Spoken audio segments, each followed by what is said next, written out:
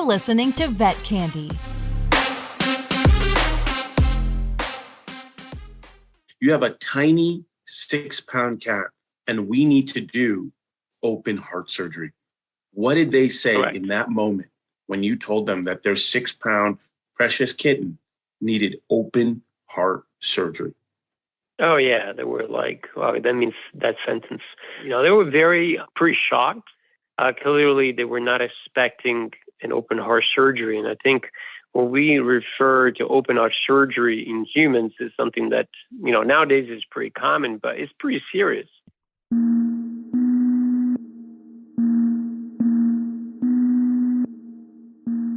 Welcome to the Vet Mysteries podcast. My name is Dr. Courtney. I'm a board-certified veterinary surgeon and fiercely devoted to pet and animal health. This podcast is powered by Vet Candy, a multimedia platform offering diverse veterinary content produced by veterinary experts and key opinion leaders. In this podcast, we unravel some of the most baffling and fascinating cases in clinical veterinary medicine. Please let us know how you feel about these cases. You can find us on socials at Dr. Courtney DVM and at MyVetCandy. Now, let's get started. Today, we have a real treat, and I normally say that, and I'm totally joking, but today I am serious. We have a real treat for this Vet Mysteries podcast. Today, we are joined by Dr. Tomas Infernuso. Dr. Infernuso, thank you so much for joining the podcast.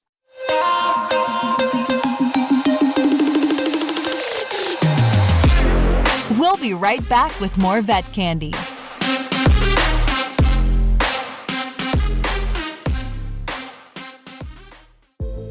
Are you ready to unmask the opioid crisis and uncover the vital role of veterinarians in the battle against it?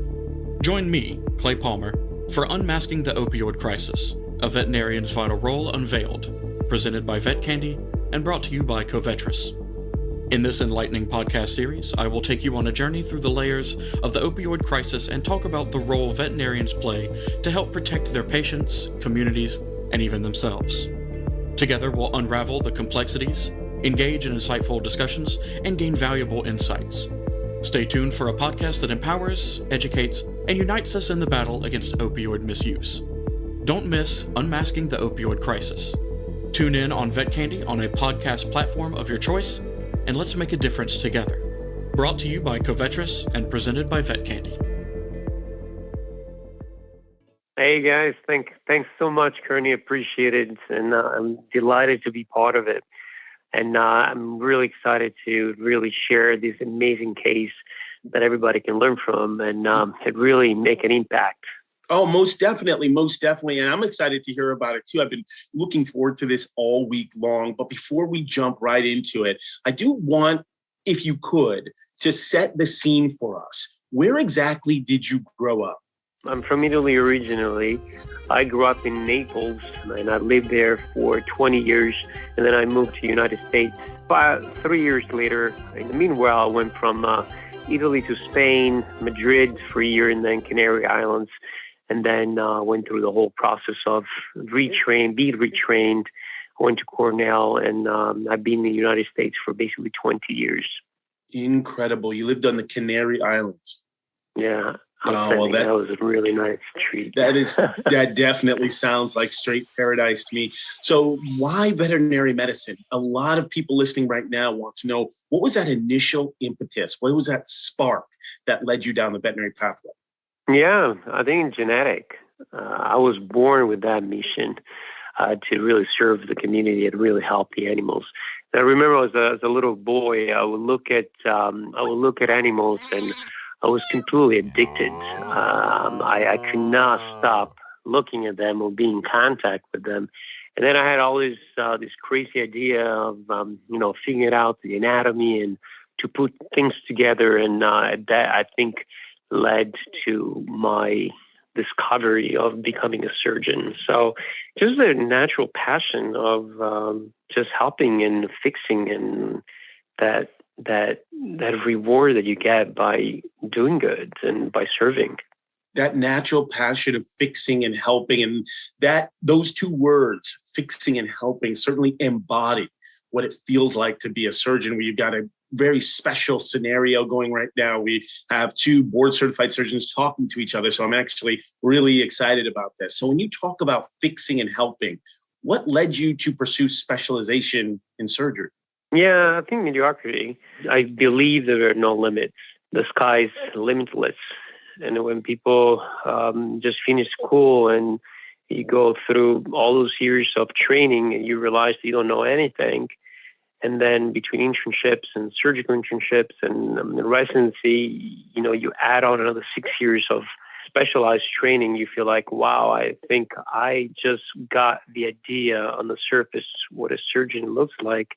So the specialty world is very intriguing because, it pushes you. It pushes to improve and not to settle. And I think get out of your comfort zone is going to a specialty world. So I don't think it's for everybody, but it really depends on the personality. If you're an overachiever, you want to really make a change and make a difference, you got to push yourself, push your limits. And specialty is what led me to keep on growing and never stop.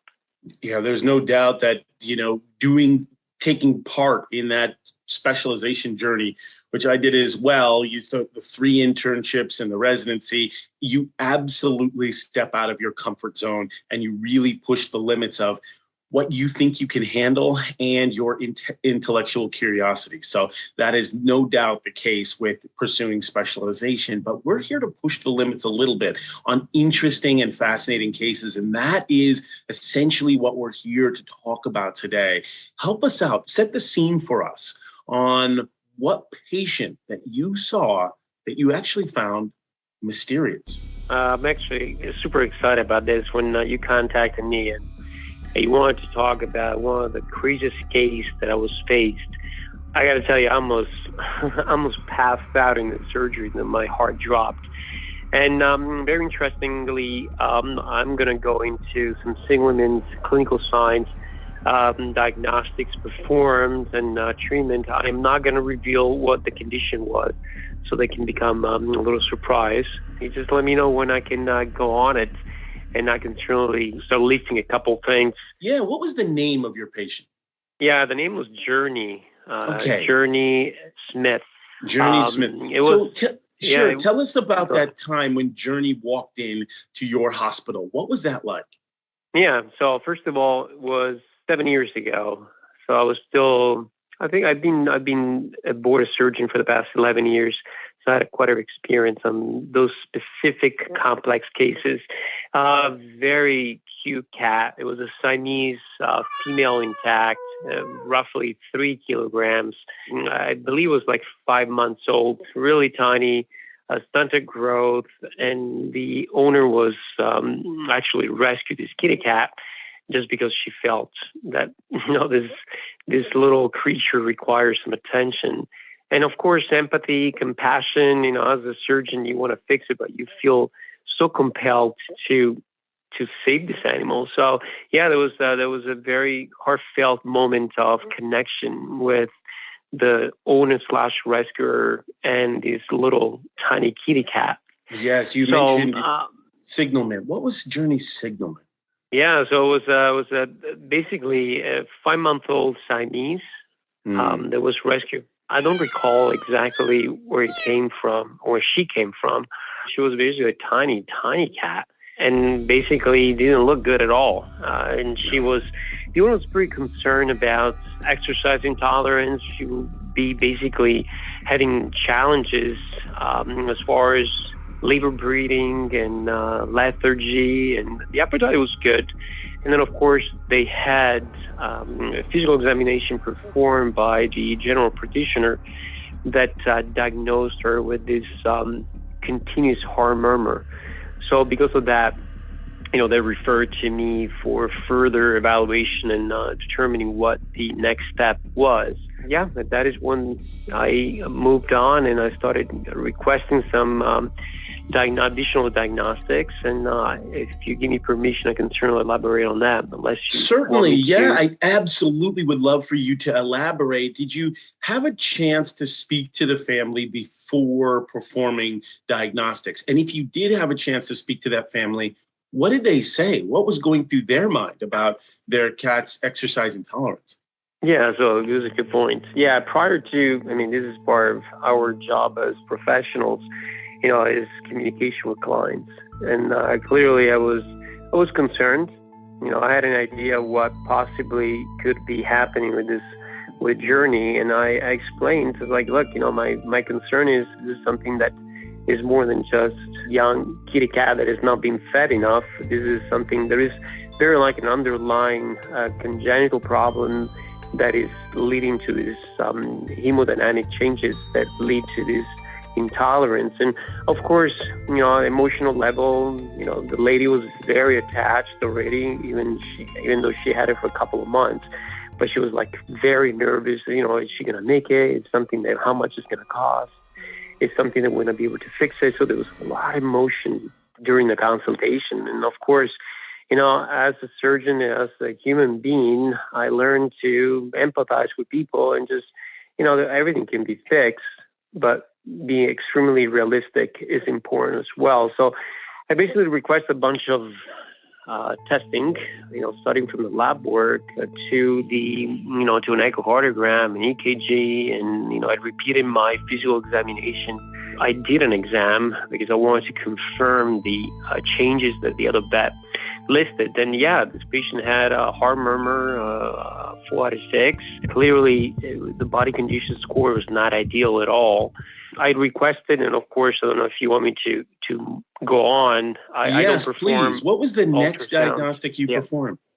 So we consulted with a cardiologist, performed an echocardiogram, an EKG, and clearly he did the Doppler, and he saw these changes, all these turbulences, and all this abnormality associated with the heart, and clearly was a condition where there was possibly left-sided some sort of heart failure starting, and that was confirmed on chest x-rays that were taken just the same day of the echo, with some pulmonary, very, very mild evidence of pulmonary edema, and and clearly these diagnoses were leading towards something related to the heart. Right. So this is fascinating right here, because what we're talking about is a kitty cat who's not doing well. The parents notice this cat is off. My cat seems just not like a normal kitten. It's kind of lazy kitten.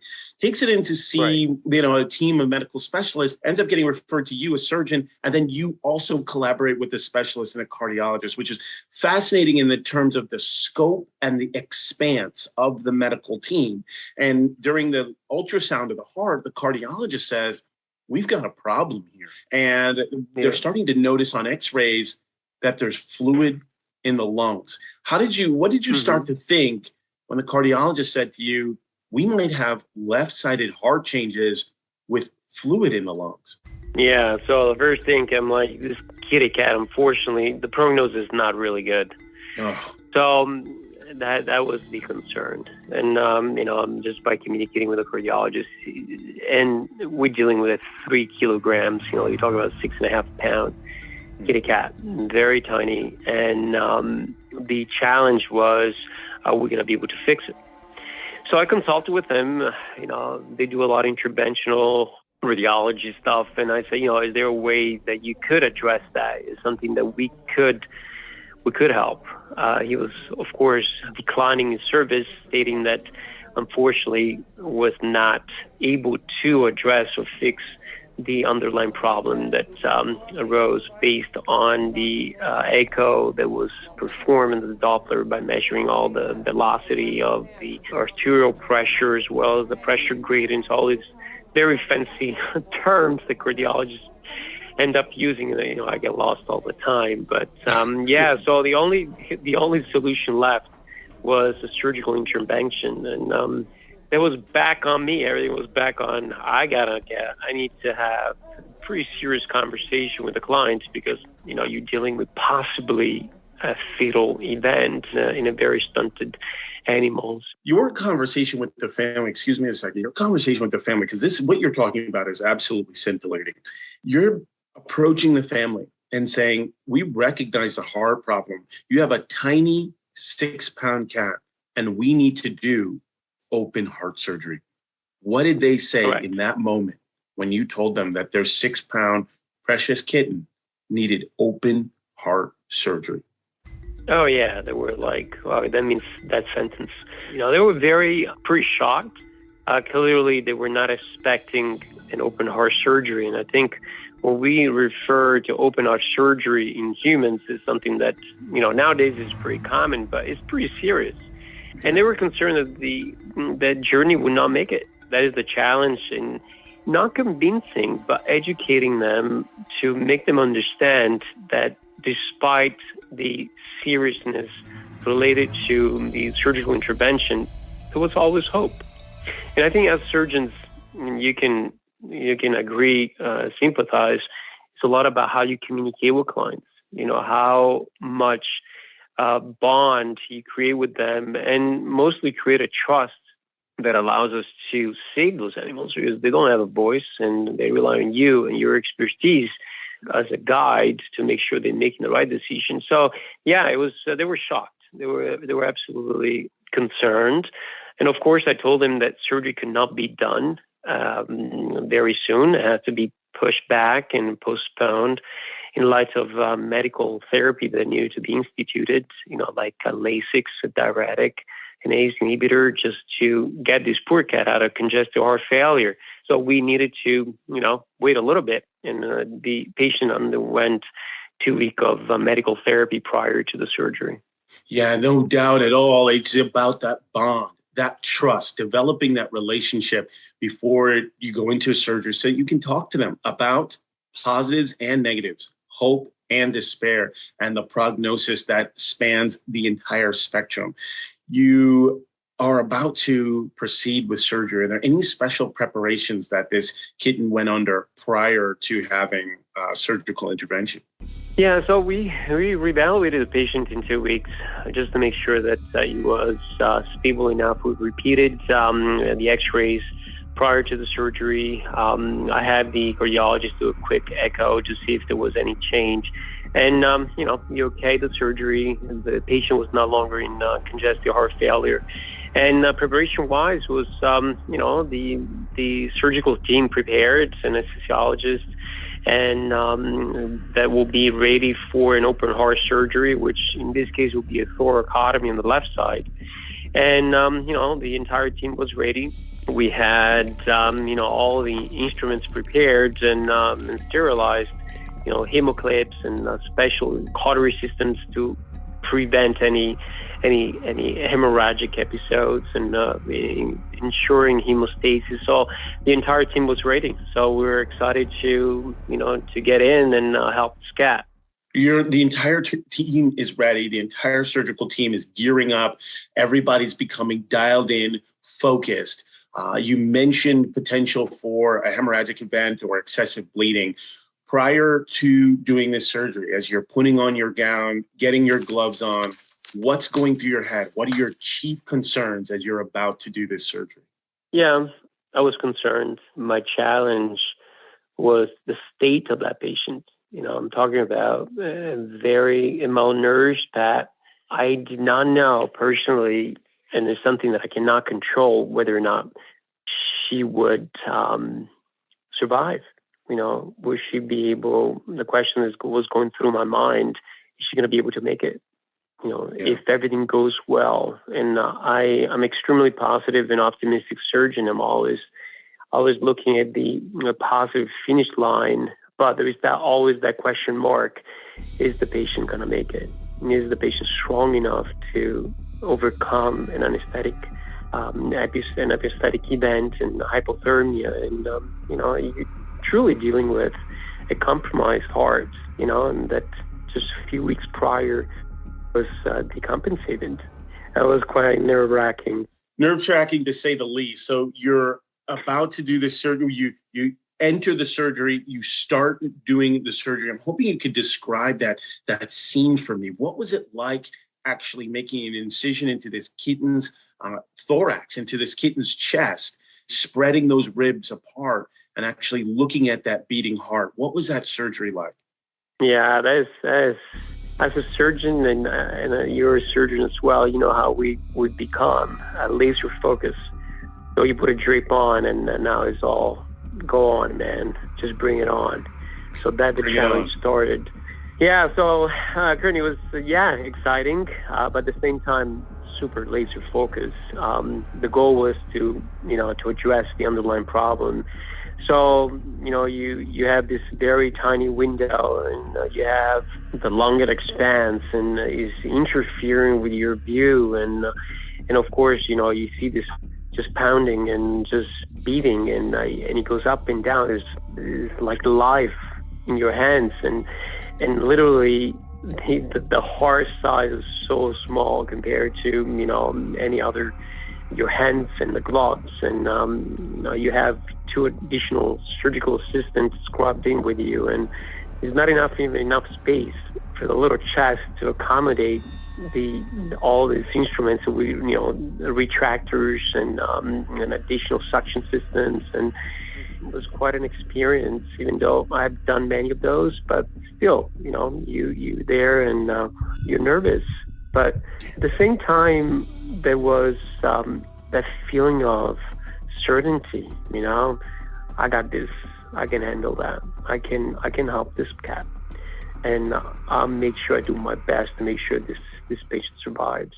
It is an interesting duality, right? Where you have this fear of something disastrous happening, but you almost have to have a steely reserve and abject level of confidence that you can help in a very tenuous situation. And it's that duality, that lived experience, that really encapsulates what it is like in the OR. And I appreciate you bringing that to the table. At what point during the surgery did you realize what the diagnosis was? The diagnosis was made prior to going in, so I already knew what the actual problem was. That's why I was very prepared for it, to a point that we actually had defrosted blood.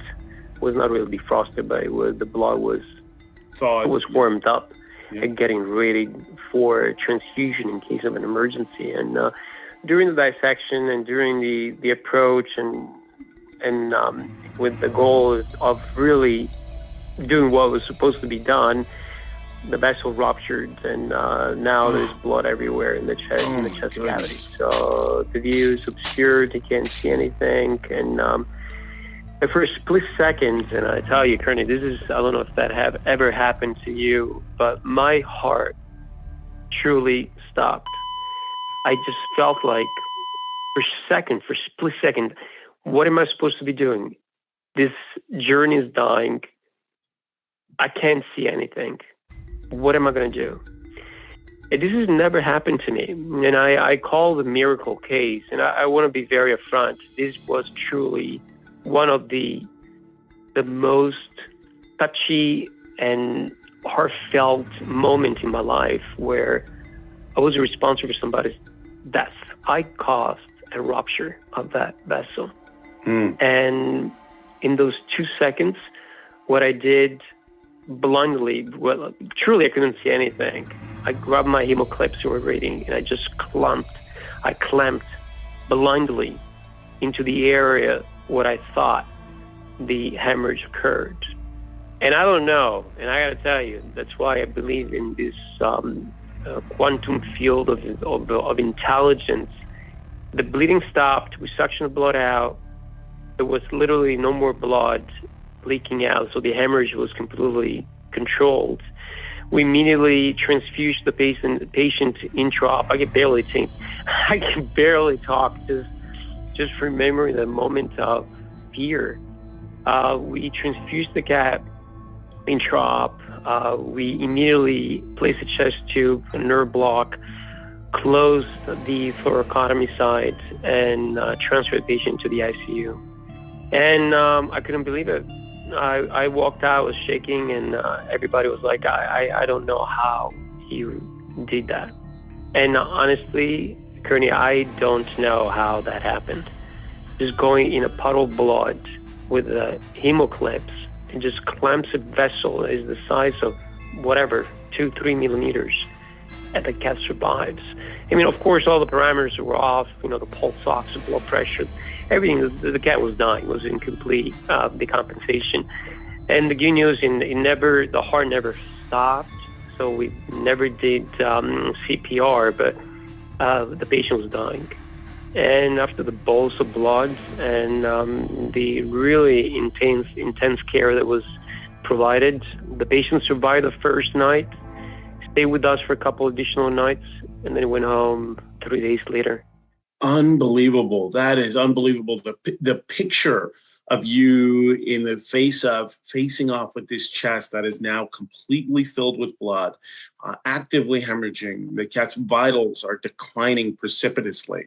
I mean, we know we're on the edge here. We're on the edge of losing this kitty cat. And you reach into the darkness, essentially, into a chest that's filled with blood. And you reach down and you clamp things, which is like similar to just reaching into a pond that you can't see the bottom and pulling out a pebble. I mean, it's a shot in the dark, literally and figuratively. You reach down and clamp, and you clamp off the vessel, and you save this cat's life, and you're actually able to exit the OR. I mean, describe for me the sense of relief that you felt in that moment. Well, first of all, it was shock. I was in shock. I couldn't believe it. And when people talk about miracles, people say all the time, I believe in miracles. I'm like, yeah, whatever. No, from that day, I'm like, yeah, they are miracles. And I was completely shocked, surprised, happy, and so proud. I was so proud of myself. I could have walked out and say it's over and give it up. It's like, you know what? That's it. It's that I did my best. No, I did not do my best. No, I did not, because I walked away. It's like when the captain abandoned the ship, you never do that. He's the last one to leave. And I didn't give it up.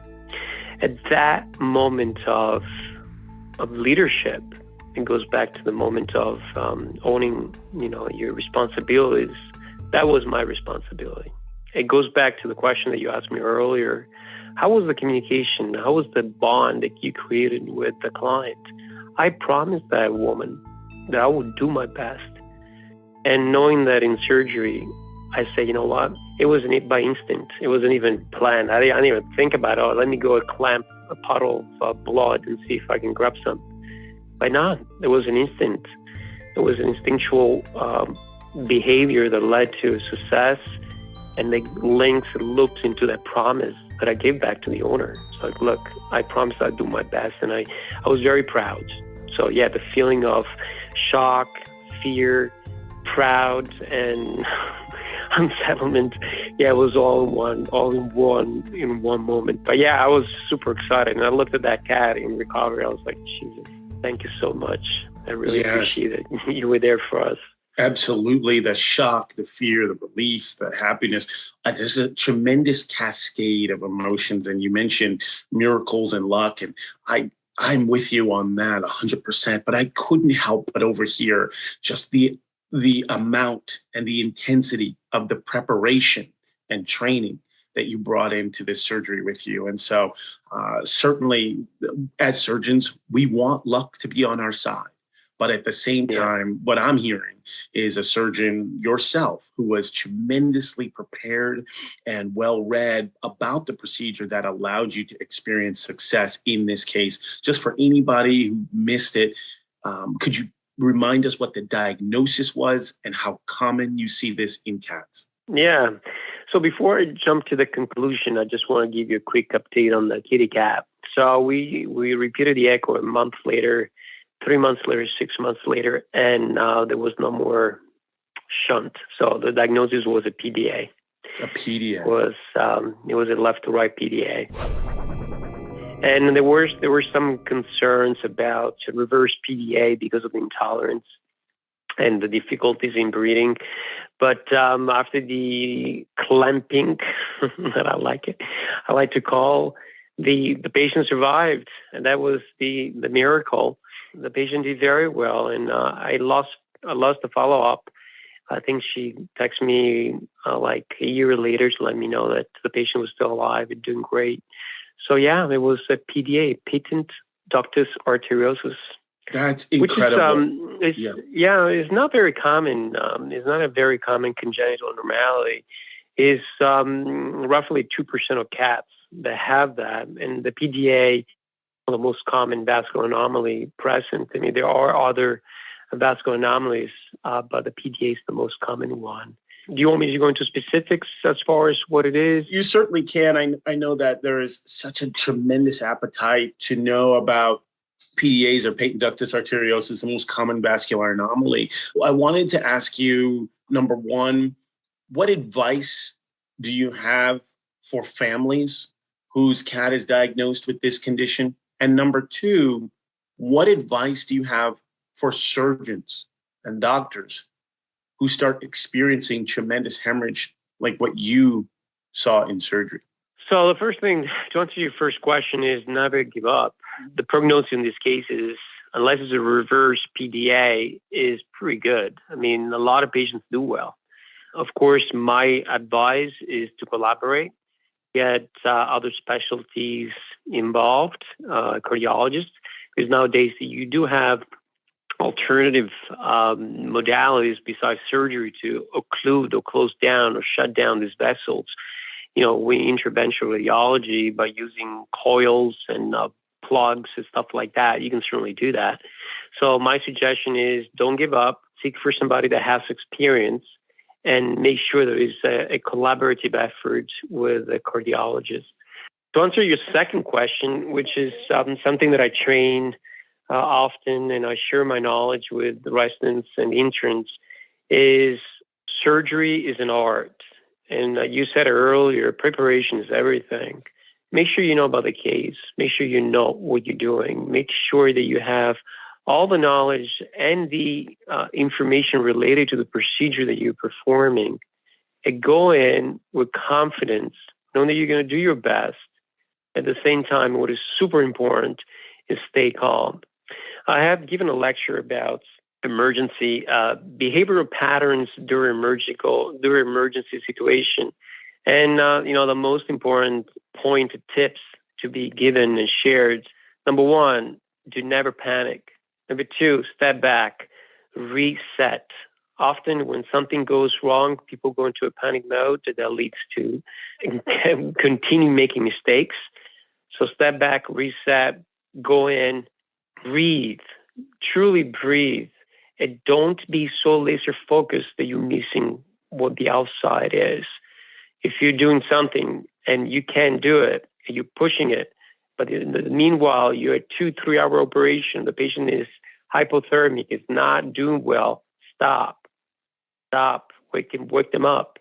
So I think one of the challenges for many surgeons, I've been doing this for a long time now, there is the ego goes in.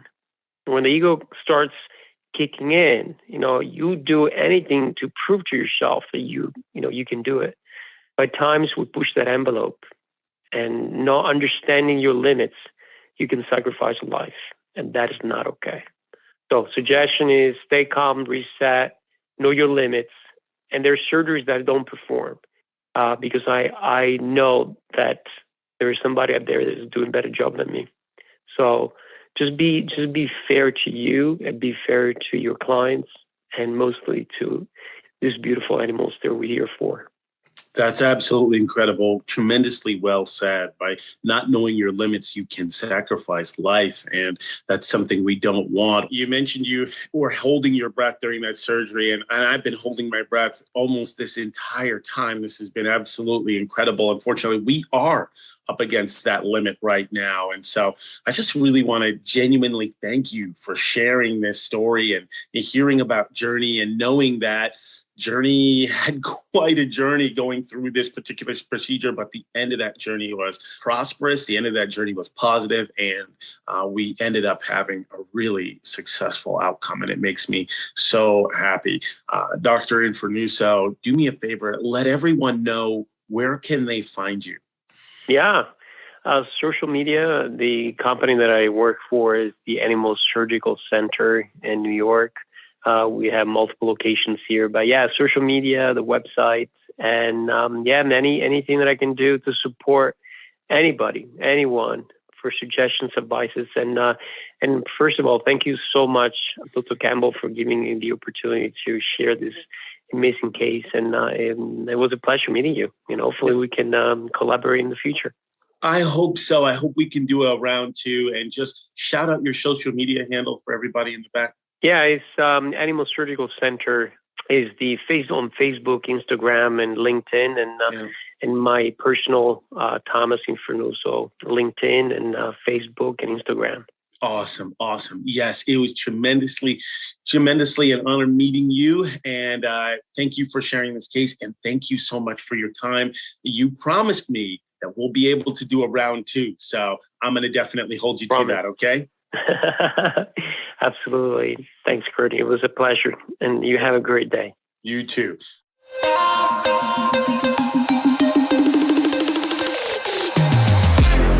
We'll be right back with more Vet Candy.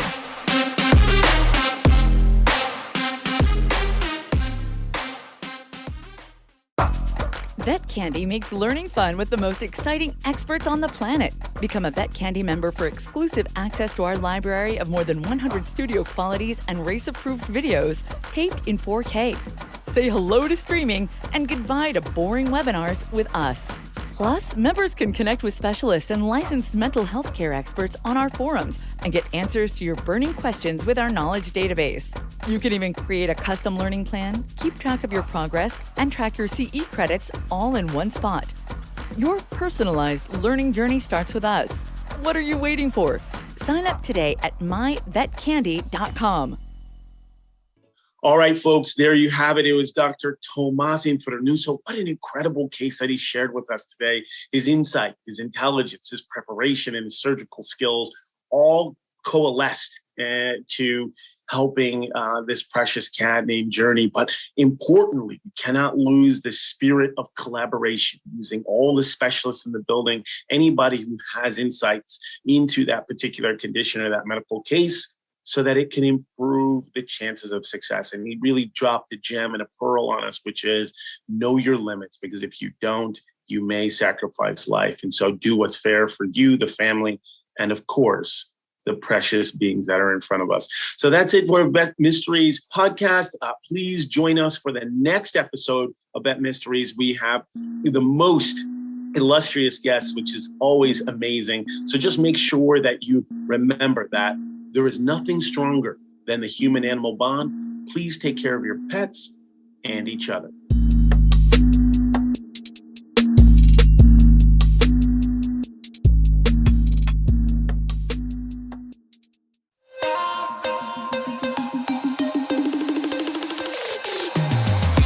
It's Vet Candy. Vet Candy. It's Vet Candy Radio.